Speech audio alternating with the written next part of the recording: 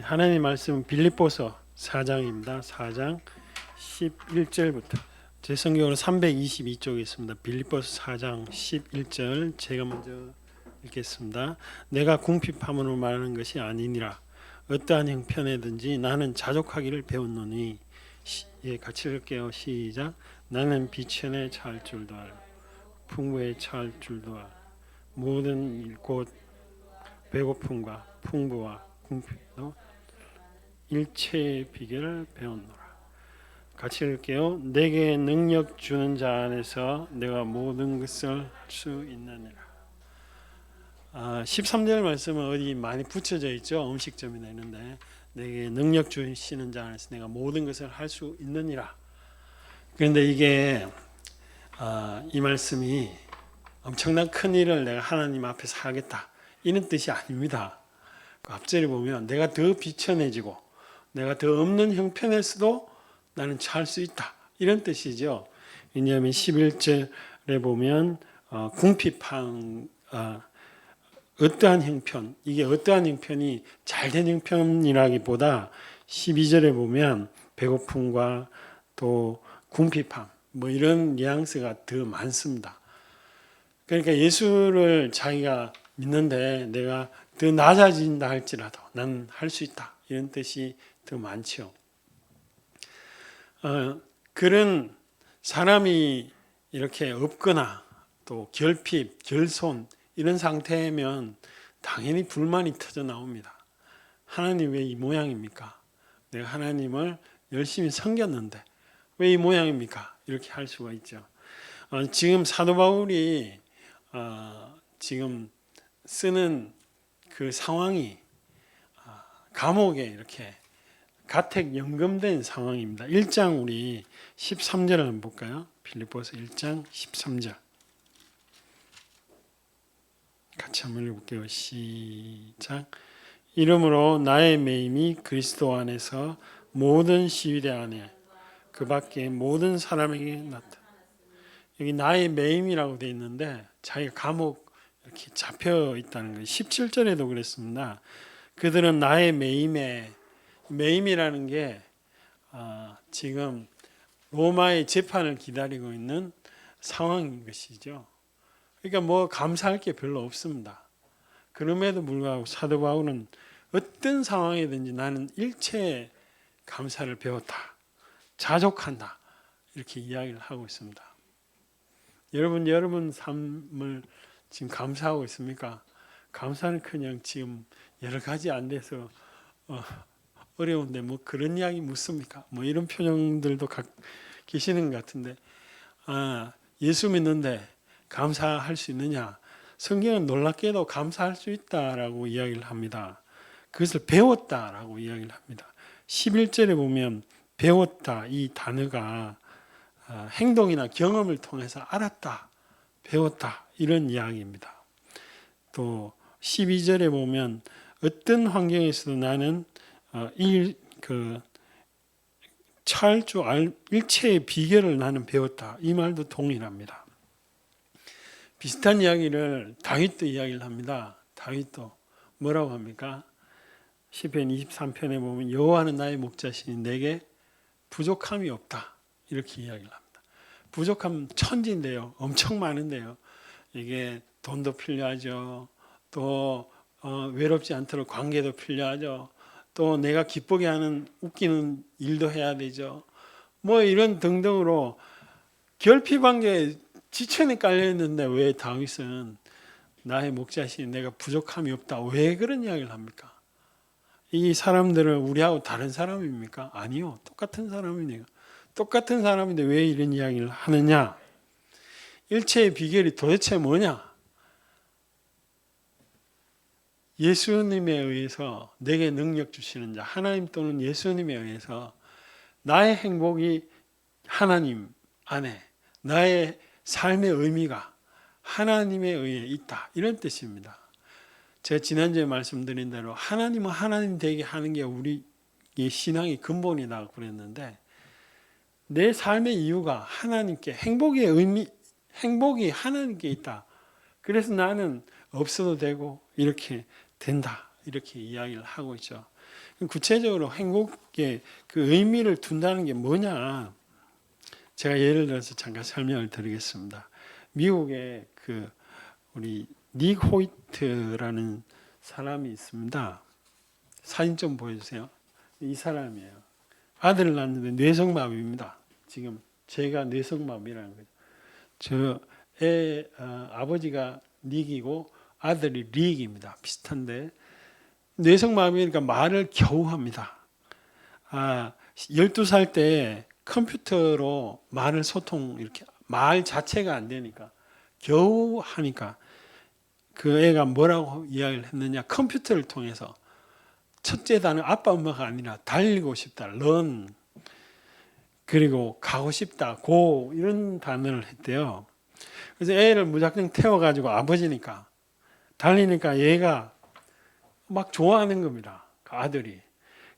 저 아버지가 벌써 나이가 40 넘었는데, 다음 사진 보여주세요. 얘가 일반 대학교에 보내가지고 이렇게 졸업을 하도록 했습니다.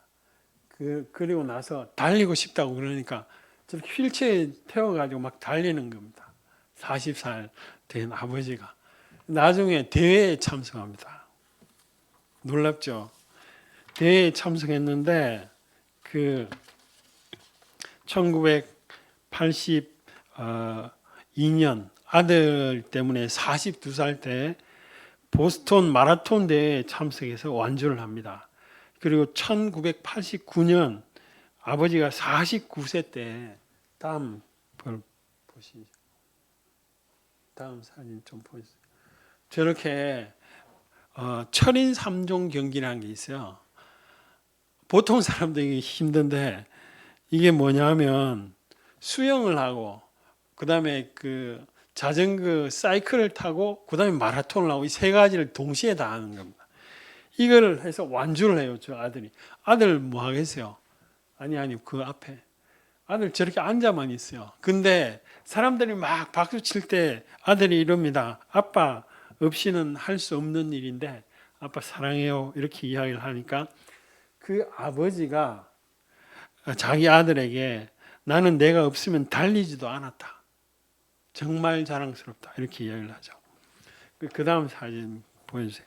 이게 철인 3종 경기를 하는 장면인데 수영을 해야 되는데 이 아들은 저렇게 그냥 보트에만 타고만 있는 거예요. 그 다음요. 그 다음에 이 자전거를 타고 사이클을 탈 때도 저 앞에 앉아만 있는 겁니다. 아버지가 다 하는 거예요. 그리고 그 다음요. 저렇게 마라톤도 지금 앉아만 있는 겁니다. 이걸 도대체 아버지가 몇 번을 하느냐? 7차례나 합니다. 그리고 1900 단축 철인 3종 경기는 257회를 완주하고요. 보스턴 마라톤 대회는 72회나 마라톤이 보통 사람도 힘드는데 저렇게가 달리는 거를 72번, 72번을 참석합니다. 아니 왜 합니까? 뭐 때문에 합니까? 아들이 좋아하니까요. 아들이라는 그 아들이 웃는 모습, 막 결승전 가면 막 사람들 박수치고 얘 앉아가지고 손을 막 이렇게 휘젓는 그런 유튜브에 영상이 다 있어요. 그거 보는 걸 위해서 저 아버지가 60몇 살 때도 저걸 합니다.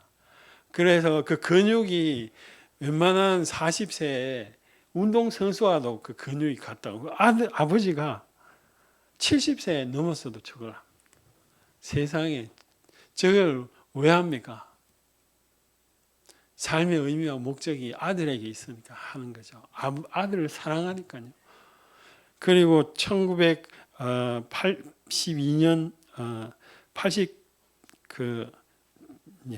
1992년에는 45일 동안 6,400km의 미국을 횡단하는 일도 하게 됩니다. 제가 군에 있을 때 김일병님, 쫄병이 저한테 이런 이야기를 했습니다. 김일병은 술을 좋아하는 것도 아니고 그렇다고 해서 여자를 뭐 이렇게 찾는 것도 아닌데 뭐가 좋아가지고 그렇게 웃고 다닙니까? 이런 이야기를 저한테 한번 하고 지나간 적이 있는데요. 내가 삶의 의미가 하나님께로부터 나온다면 내 상황이 어때도 그 속에 의미가 있죠. 저희 시찰에 정춘하 목사님이라는 분이 계십니다. 갑자기 아내가 이 카톡을 보내왔는데 이 글이 다 이게 무슨 글이냐. 근데 벌써 이 뇌에 머리에 종양이 너무 자라가지고 말을 잘 못하고 말이 이 의미가 다 깨지는 말이 의미 전달이 안 되는 그런 상황이 있었어요. 그래서 그분이 한 1년 정도 이렇게 서울대학 병원에 보냈는데 그 대학교 병원에서는 이게 뇌 변명이 나와야 의사가 치료를 합니다. 이게 안 보이셔도 됩니다. 그 병원에 갔는데 이 변명이 정확하게 안 나와요. 그러니까 아예 이게 치료를 아직 못 하더라고요. 어쨌든 그러다가 한 10개월 정도 돼서 이렇게 소천했습니다. 딸이 4명입니다. 은규라, 하여튼 그 초등학생 그 애가 지금 4학년인가 그래야 돼요. 아빠가 매일 그 딸을 보살펴야 됩니다. 그리고 고등학생도 있고, 물론 다 큰 애들도 있는데, 그런 상황에 뭐가 좋고 뭐가 이렇게 쉽겠습니까?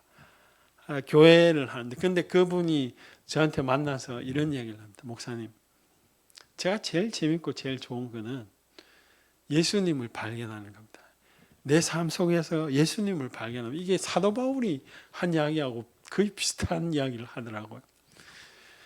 객관적으로 봤을 때는 그 너무 힘들고 어려운 상황이죠. 딸도 아직 키워야 되고 그런 상황인데도 불구하고 예수님 안에서 의미를 자꾸 찾는다는 것입니다. 사도 바울이 일체의 비결이 뭐냐? 일체의 비결의 그 비결의 핵심은 내 삶의 행복과 의미가 세상에 있는 게 아니라 하나님께 있다는 것을 정확하게 아는 겁니다. 사람들이 물을 수 있습니다. 목사님은 평안하니까 그렇지. 지금 나 당장에 돈도 없고 당장에 외롭고 당장에 힘들고 밥 먹을 사람도 없는데 무슨 하나님이 능력이 됩니까? 나에게 밥을 주고 나에게 뭘 이렇게 채워줘야만 내 삶이 행복하다는 걸 알 수 있겠습니다. 이렇게 이야기하는 분도 가끔 계시지요. 맞습니다. 그 이야기요. 그게 맞는데 뭐가 맞느냐?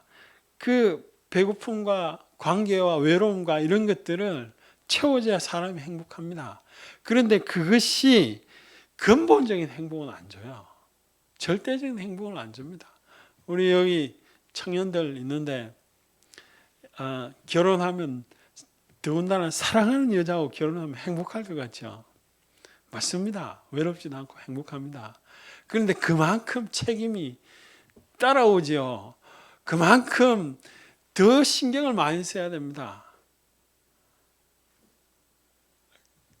남편이 삐집니다. 말 안 듣는다고. 또 아내도 삐집니다. 제 아내가 그렇다는 게 아니고 물론 그러니까 완벽한 사랑이 없습니다. 그런데 정말 아무런 이유도 없이 아무런 조건도 없이 그냥 순수하게 사랑하는 건 그건 하나님밖에 없습니다. 예수님밖에 없습니다. 예수님의 그 십자가의 사랑이 그것이 분명하게 보여줍니다. 아무런 이유 없이 나를 받아주고 네가 행복 잘했건 이렇게 뛰어난 사람이든 못하는 사람이든 아무런 조건이 없어요. 그런 사랑은 세상에 본 적이 없습니다. 세상에 없어요.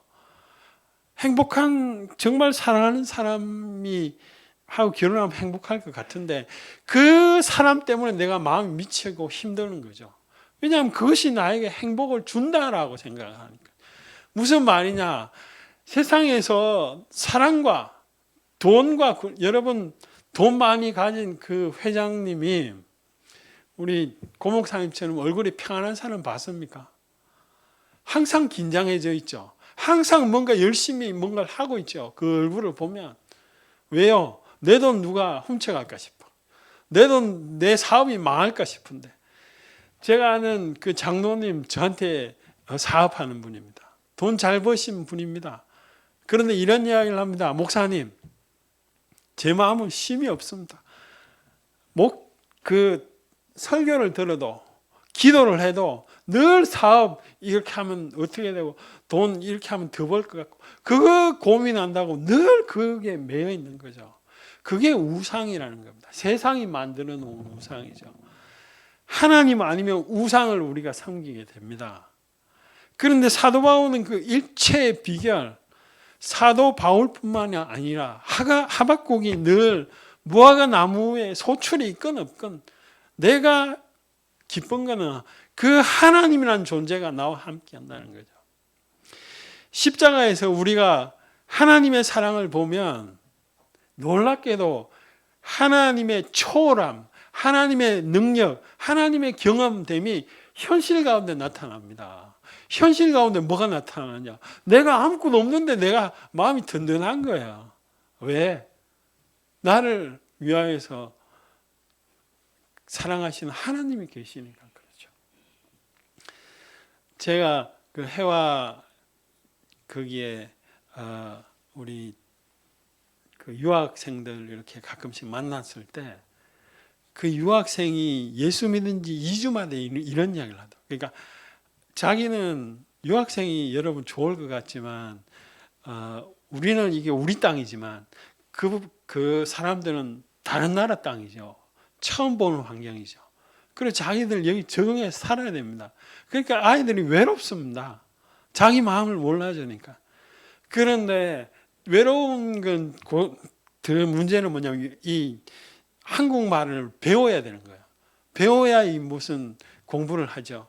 그러니까 자기 언어도 아닌데 이게 하기가 만만치가 않죠. 힘들죠. 어렵죠. 그런데 어떻게 할지 모르는데 그 2주 만에 아이가 하는 말이 뭐냐? 하나님이 계시는데 그분이 나를 사랑한다는 게 너무 감사하고 감격적이라는 겁니다. 그런데 많은 교회 다니는 사람들은 그게 죽은 이렇게 돌같이 굳어진 아무런 생명력이 없는 그런 지식인 이유가 있습니다. 왜냐? 여전히 세상 가운데 세상이 나에게 행복을 줄 거라고 생각합니다. 여전히 교회 다니면 내 행복에 좀 보탬이 될 거라고 생각합니다. 그러니까 하나님이 자꾸만 수단화되는 것이죠. 사도 바울은 내게 능력 주시는 자 안에서 내가 기꺼이 희생도 하겠다 이렇게 이야기를 합니다. 내가 능력 주시는 자 안에서 내가 모든 것을 할 수 있다는 것은 기꺼이 내가 내 것도 하나님께 드리겠다 이런 뜻입니다. 그 이유가 뭐냐? 내 마음속에 여전히 하나님의 사랑이 차고 넘치거든요. 그러니까 그런 거는 그렇게 의미가 있는 게 아니라는 것이죠. 많은 사람들이 십자가의 은혜로 말미암아 이 길을 갈 수 있었던 것입니다. 그런데 우리는 그렇게 가기가 때때로 힘든 것은 세상에 있는 어떤 것이 세상의 돈이나 사랑이나 권력이나 아니면 환경이나 아니면 어떤 것이 나에게 행복을 줄 것 같다는 것이죠. 제가 아는 목사님이 큰 교회만 이렇게 큰 교회 목사님 적어도 100명, 200명 이런 요즘 100명, 200명 큰 교회라고 말하기도 좀 어렵지만 그런 교회 목사님 앞에만 가면 이렇게 주눅이 든다는 거죠. 왜냐? 자기 교회는 너무 조그만하고 목회를 한다라고 생각을 하기도 어렵다는 겁니다. 그런데 그분이 말씀 속에 하나님을 만나고 나니까 그런 열등감, 그런 생각들이 다 없어지는 겁니다. 그 핵심이 뭐냐면 지식이 아니라 살아계신 하나님이 나와 한다는 게 느껴지기 때문에 이게 생명이 되기 때문에 그래요. 그 생명이 어디에서 나오느냐? 모든 생명은 예수님의 그 십자가와 사랑에서 나온 것입니다. 나를 위해서 아무런 조건 없이 죽는 사랑은 세상에 제가 본 적이 없습니다. 아내가 고귀한 그런 생명을 바치는 그런 일들도 있죠. 그런데 그거는 자기를 기쁘게 했기 때문에 가능하죠. 우리는 아예 원수 되었을 때 하나님이 그 일을 하셨거든요. 그래서 그 사랑이 나에게만 전해지고 느껴지기만 하면 내 마음속에 행복의 이유가 생기는 것입니다. 여러분 일주일 동안 어떻게 사셨습니까? 그냥 보내셨습니까? 매일에 눈 뜨면서 하나님을 부르고 하루를 시작하면 하나님이 여러분과 동행하실 것입니다.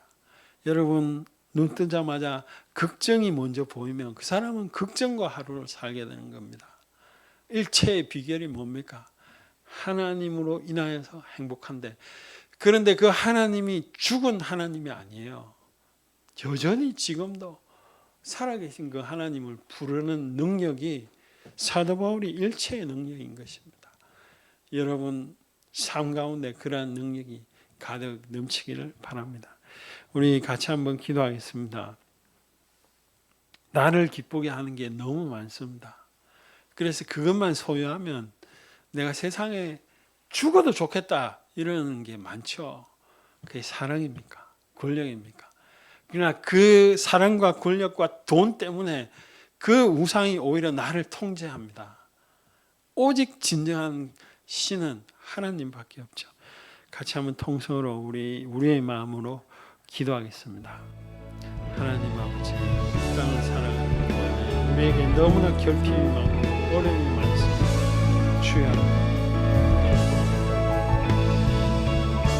사도 바울이 느꼈던 것처럼 하나님 아버지, 정말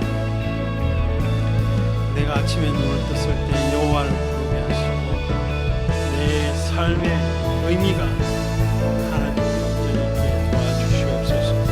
하나님 보이지도 아니하는 하나님을 습관으로 찾는 것이 아니라 진실된 마음과 또 갈급한 심령과 또 하나님을 향하여서 진정한 마음으로 여호와 앞에 나아가시고 주께서 은혜를 더하여 주시옵소서. 하나님 사도 바울은 그 배웠다. 우리도 하나님 그 배움의 길 가운데 설 수 있도록 주께서 여호와의 그 거룩함, 정결함과 정직함이 내 마음속에 은혜를 주시기를 원합니다. 도와주시옵소서. 아버지여 말씀하여 주시옵소서. 하나님 아버지, 다만 감사가 아니라 정말 우리가 살아계신 그 하나님 앞에 나아가는 자가 되게 도와주시옵소서. 하나님의 감동이 이곳에 가득 넘치게 도와주시옵소서.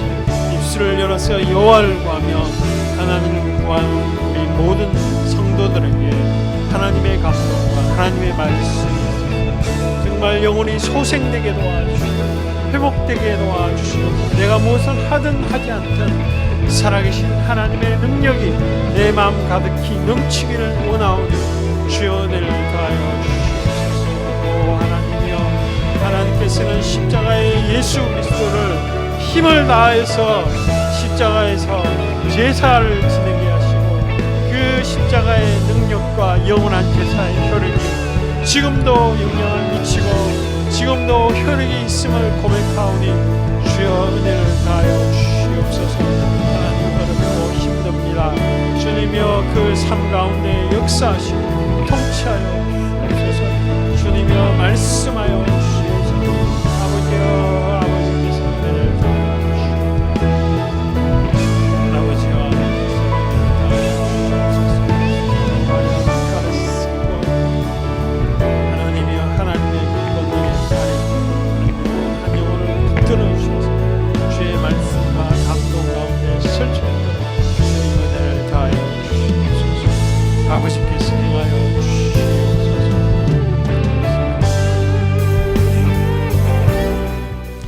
하나님 아버지, 우리가 일단 하루하루를 바쁘게 삽니다. 그러나 아무 의미 없이 그렇게 살지 않도록 하나님의 감동을 허락하여 주시옵소서.